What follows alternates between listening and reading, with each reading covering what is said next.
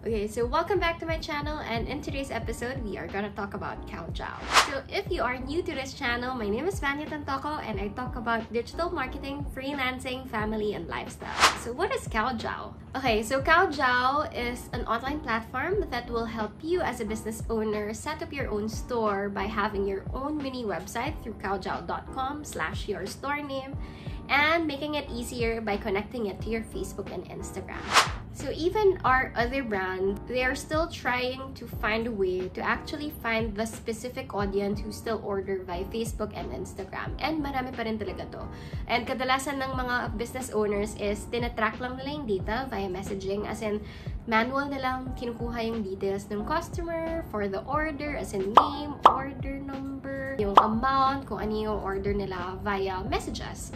But now, Kaojao is here to help you ease that part. So if you want to learn more about this platform, then go ahead and watch this further. Here are the top 4 features that I love about Kaojao. Number 1 is it's connected to your Facebook, Instagram, and Messenger. And that means it's easy to navigate and to actually manage everything that's under it. So kadalasan pa rin ng tao, may market pa rin sa Pilipinas na talagang sanay sa messaging, and mas nag-order sila through Messenger or through Instagram DM or via Facebook by commenting. Ang ginagawa ni Kaojao is to really automate and connect everything or all your communications under Kaojao. So that means lahat ng transactions mo, it can all be connected with one shop. Number 2 favorite feature is that the autoresponder feature is on point. As in, sobrang favorite ko to kasi kadalasan pa rin sa market sa Pilipinas na kahit pinost mo na yung pangalan and yung mismong price ng item mo, may magko-comment pa rin ng how much, di ba? So, kung nakaka-relate ka dito, it would be best to set your autoresponder into something that will answer the specific question. And pinaka-favorite ko dito, pwede mong palitan yung autoresponder sa bawat item. So, for example, one post can have a different autoresponder from another post kasi magkaiba silang item. And this is what's gonna make your life easier as a business owner kasi yun pa lang, yung pagre-reply pa lang and pag-engage pa lang with the customer really takes time. And I super believe on that one because in Z Studios, ganun din yung ginagawa namin. And kadalasan, magre-reply ka pa lang sa messages, ubos na yung time mo. So if you want to focus on your business, autoresponder is really key to help you expand your business more. Number 3 is that it's an order management system as well. So since nga gagawa ka ng isang Kaojao account that's connected to your Facebook, Instagram, and Messenger, this can also receive orders directly from the website. So ibig sabihin yung kaojao.com/whatever your store name is, ay pwedeng makakonect dito, and then yung orders na mapoprocess dun sa shop mo na yun can be managed online. So it's connected to all your socials. That means matitrack mo lahat ng orders mo on time. So madali rin for you to like track and see kung ilan pa yung inventory mo, ilan pa yung items of this specific quantity, the specific color. Easier for your business to track everything in terms of order management. And of course, number 4 na part na isa pa sa mga favorite ko at talagang ibebenta ko sa clients namin is that yung auto bill generation. Ito yung magdedetect kung how much yung kailangan bayaran ng isang client. So what it does is that it sends your clients the invoice kung how much yung total ng bill niya, which can also include the shipping already. So that means lahat ng kailangan nilang bayaran, you can send it directly to them, and when the client pays, pabalik sa'yo, you can just tick it off from your order management system to see na bayad na yung client. The client will also receive an invoice or yung acknowledgement nung mismong payment niya para mas mapadali yung pag-track ng order. After nito is diretso rin sa shipping fee or sa shipping and fulfillment part. So that means the customer gets notified as well when you tick that box and see that it's ready for shipping or it has been shipped already. Okay, so in the next part, we are gonna create our own Kaojao account. Papakita ko kung paano siya i-set up. So it's basically a tutorial. If you want to go ahead and do it together with me, you can get your laptop or your computer para at least dire-diretso natin gawin together. So this is how Kaojao looks like. So that's kaojao.com/ph. Pwede niyong i-link, click yung link down below. And this is where you will go to. So just click on Get Started if you want to create your own account. Ayan. Pwede kang mag-put in ng email mo or pwede mo na siyang i-log in through Facebook or sign up with Google. So what you can do here is to press the button to connect with Facebook. Of course, you have to connect it with Facebook kasi yun yung way kung paano mo connect mo yung shop and yung Instagram mo. So log in with Facebook and then just log in your Facebook details.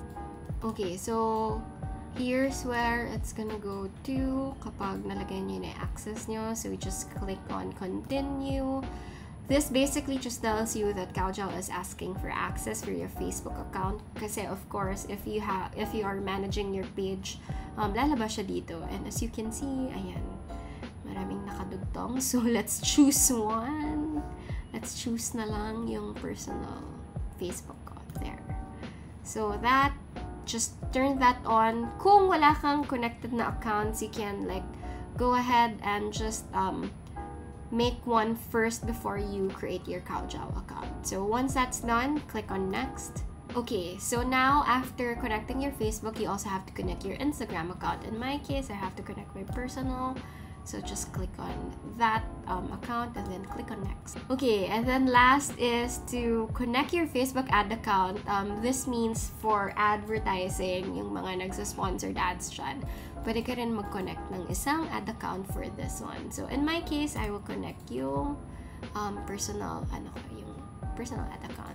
So that completes the registration process, and all you have to do is to click on manage to create your own store. And after nun, mapupunta kayo dito sa store setup. Of course, you have to create your store name.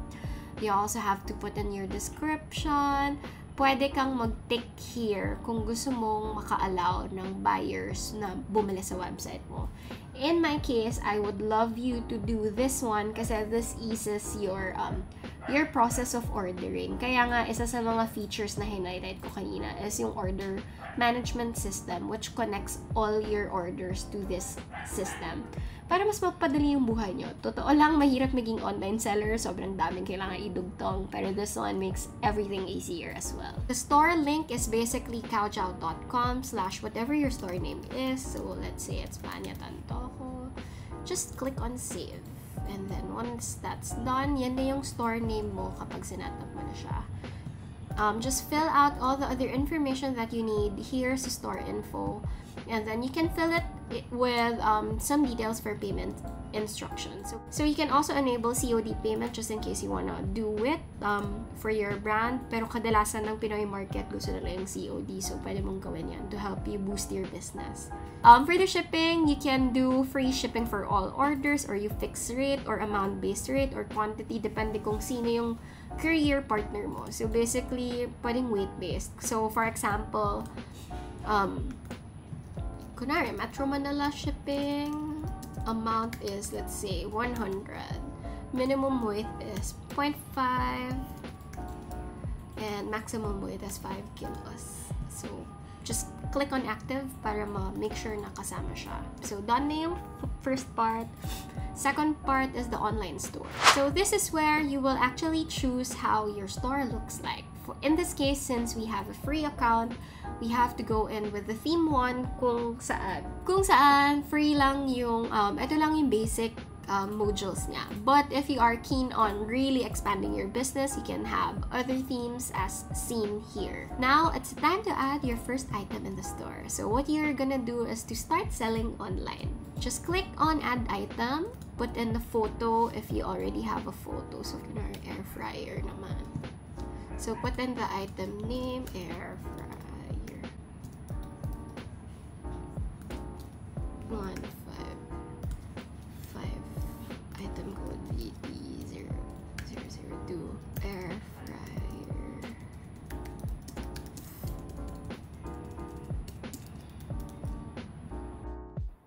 Okay, so all you have to do here is to type in your description and then add variants if you need to for the items that you're gonna save. Okay, so as you can see, you can get in here as a chat option para kung may questions si customers. But basically, this is how it looks like na. kapag na-upload mo na yung items mo. It makes it easier for your customers to actually see everything that you are selling. Straight to the point. And for example, nag-click ka ng item, ito yung mangyayari. You can see how much it is, yung item code niya, yung sizes available, and some description about your item. So easily, your customers can choose the size, the color, and the quantity that they want to add.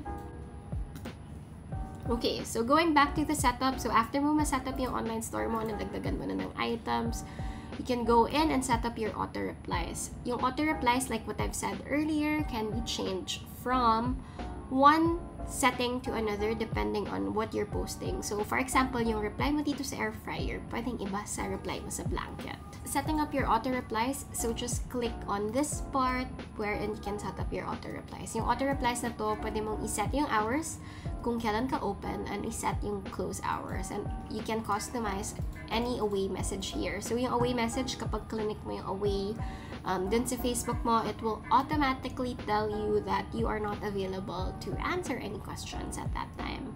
And isa sa pinaka-favorite ko, sobrang dami kasing options for auto-reply, but ang pinaka-favorite ko dito is yung post-replies.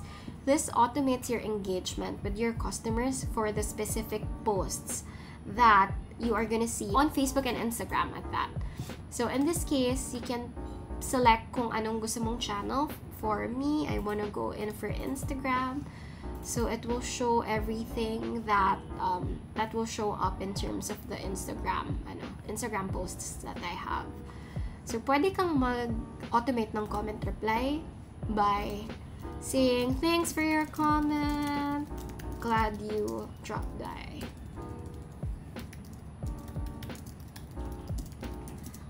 If, for example, tungkol yan sa item, nagsabi ng how much yung tao. So, if ganyan yung comment ng tao, automatically, yung i-comment mo sa kanila ay, this item is 500. Moving over to the items, ito yung mga list of items that you have. It's basically everything that's in your shop. You can add and delete items depending on its availability. Of course, one of my favorite parts of this one is the orders that you get. So, pwede kang mag-manually create ng order, but if someone tries to order from your website, so for example, let's try to order this one, add to cart. And then it goes here, shipping is Metro Manila. The person confirms the order. At dahil dyan, if you fulfill niya, tapos ilalagay yung number. So this is how it looks like kung paano order si customer. 1, 2, 3. Postal code. And any other information na gusto ilagay ni customer. And then just hit on purchase to purchase the item. Okay. So, dahil nga nasubmit na ni customer yung order niya, may order code siya dito, papasok siya sa system natin. Okay, so after pumasok sa system, this is the order number kasi nga naka-order na siya through Kaojao. So just click on that order and then dito mo na pwede ilagay yung details mo. So sender, ikaw yung sender as the seller. You can edit it out. Nakikita mo yung total dito kasama yung shipping fee. And then you will see here kung paid or unpaid. If nagpay yung client via Messenger, you can just click on this one, paid, para alam mo na paid na siya. And then you can add the photo of the payment slip just in case nag-send si client. And makikita mo kung ano yung shinip ni item. Pwede ka rin mag-put ng notes here just in case. And you can actually print this one as part of your waybill kung magpapaship ka para at least alam mo yung order number niya. And then, after ma-confirm yung payment, this is where you do another manual thing. So, you can see, kunwari, na-fulfill mo na yung order, fulfilled. And then, if it's done na with tracking number and na-ship mo na siya, pwede mong ilagay yung tracking number here. So, this will also notify your customer that it's available already. So, this is how it looks like. You can send a copy to your customer. Yan, copy, paste, and then just send it to your customer para at least meron din siyang copy. So, basically, it's everything here. You can also check the tutorials here para kung confused pa kayo, marami ring videos available. Ayan. Meron din ditong broadcast option wherein you can send out messages to people who sent messages within the last 24 hours. Just click on broadcast and then set your message for that person. For those people pala. So basically, that's it. And here's the checklist lang. If you click on home, you can do all this checklist para lang alam mo kung nakasetup na yung store mo. So that's basically it today. And if you are interested and if you have any other questions, you can comment down below or you can follow me on my social media account. So that's Vanya Tantoko on Instagram and Vanya Tantoko _ on TikTok. So just in case meron din ako mga snippets of this video in my TikTok, you can also comment there because I would see it faster.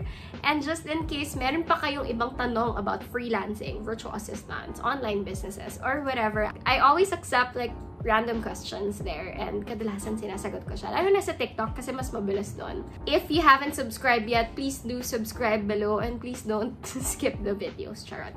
Yan lang and I'll see you again next time. Bye!